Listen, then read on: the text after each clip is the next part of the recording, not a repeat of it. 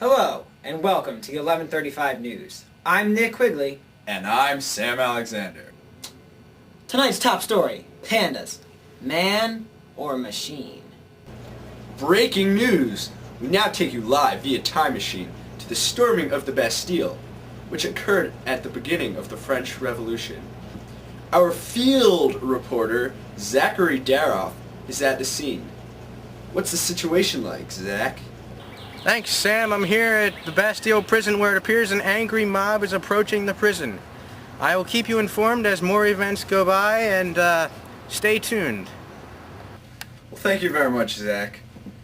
Right now, Nick is going to give us a description of the events that occurred on July 14th, 1789. Nick? Well, as you said, Sam, on July 14th, 1789, the Bastille, which was an old fort in the center of Paris, was raided by angry Parisians. The French people didn't like the Bastille because it represented everything they hated about the French government. It was a symbol of the power of the despised monarchy, the leading cause of their economic struggles. When the king responded foolishly by creating the National Guard, which was made up of members of the Third Estate, the people realized that they could take down the monarchy. When the Parisians' mob demands for arms and ammo was turned down, this triggered the mob to storm the prison. Here to discuss more on the topic, we have an exclusive interview with Nicola Macchiavelli. Sam? Hello, I'm here with Nicola Macchiavelli, and I'm going to ask him a few questions. Thank you for joining us, Mr. Macchiavelli. Hi, Sam. Pleasure to be here.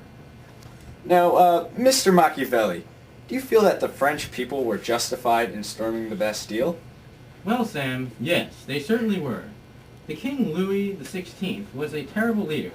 He was most certainly not loved, nor was he feared by his people. These qualities eventually had such consequences as we are seeing here today.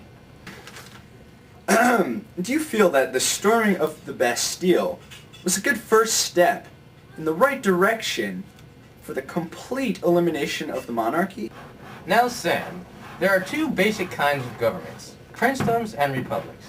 The monarchy, a type of princedom, is clearly not working out for the people of France. So these actions were indeed a good first step in the right direction, yes. Oh, it's a pleasure as always, Mr. Macchiavelli. Thank you very much for joining us today.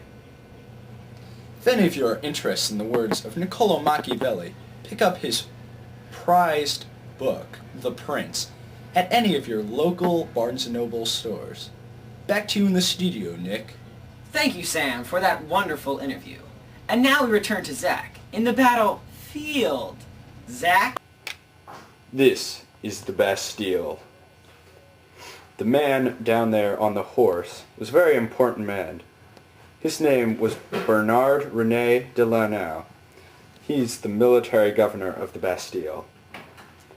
Up there is one of Louis XVI's soldiers, who's guarding the Bastille. Up top there is the prison, and one of the men there is one of the prisoners. Right here is the drawbridge, which played a key important role in the storming of the Bastille. This is the armory of the Bastille, where all of the weapons were kept. This is the angry mob of Parisian commoners who are coming to storm the Bastille. So, Zach, can you tell us what the situation is down there? Well, Sam, it appears that the military soldiers at the Bastille are greatly outnumbered.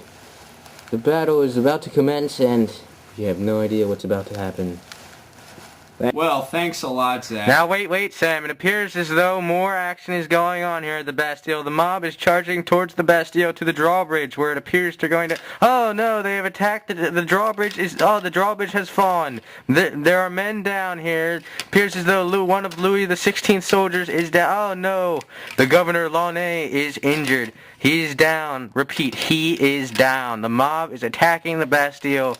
All hell is breaking loose here in Paris. Back to you in the studio, Sam. Well, thanks a lot, Zach. For those of you just joining us, the battle is raging. You know what, Nick? What are your feelings on the subject? Well, I think that if the mob would just break into the armory, they could get some guns and ammo, and they could free the prisoners without losing many more men, Sam. That sounds like a great strategic plan. I am just dying to know what the results are. Let's go back to Zach in the field. Zach? Thanks, Sam. It appears as though Nick was indeed correct. The mob is now going towards the armory to take out the guns and ammunition that they once came here for. It also appears that they're going to free the prisoner up above, and also, yes, they are freeing. Oh no, they have completely destroyed the Bastille. The Bastille has been completely destroyed, obliterated, annihilated. Here we see part of the Bastille as we see one of the prisoners up above. And here we see one of the peasants running to save him. To free him from the Bastille. Oh no, he is free! Excuse me, sir! Excuse me! Yeah! Now, sir, you are one of the 7 escaped prisoners, are you not? Yes. And how does it feel exactly to be freed from the Bastille? Oh, it feels great. I'm free from the tyranny of Louis the 16th. Well, I'm very happy for you. Now, go about your business. I'll let you, Yeah! Yes, as the events of the storming of the Bastille are coming closer and closer to a conclusion, I'm here with Jacques Naquer. That's your name, correct? That is my name.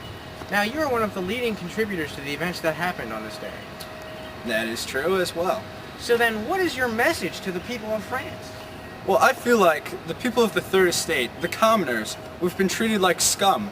We don't get any respect from the nobles, and we don't have any bread or food.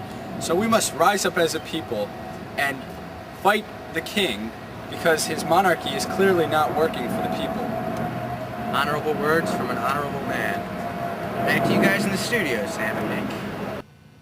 Thank you very much, Zach, for that in-depth interview. Now, the question that's probably burning in all of our viewers' minds right now is that if the Bastille only had 7 prisoners and not much material value, then how could the actions that took place during the storming of the Bastille be such a major contribution to the French Revolution? Well, Nick, one possible answer to that question is that it showed that Louis the 16th didn't know how to handle an attack like that, and therefore the people knew they could start a complete revolution and destroy the monarchy.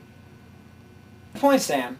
Another reason was that the Bastille was a major symbol of the French monarchy because the armory and the prison were both run by the government. Well, it's been great having you tonight. Please tune in tomorrow night for our report on hairless pets. Weird. I'm Nick Quigley. And I'm Sam Alexander. Good night, everybody. And cut! Damn. Thanks. Good work, everyone. Excellent. Good thing that's done. Man, I hope Mr. Field doesn't kill us for us saying field all the time. Yeah, I know, he's gonna kill us so badly. Yeah. But we'll get an A. Yeah, sure. Yeah, I hope so.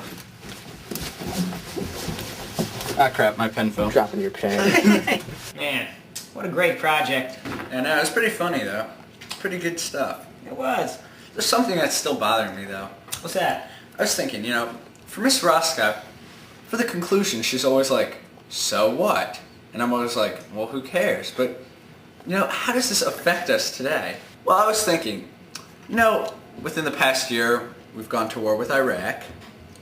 And do you remember when the statue of Saddam came down?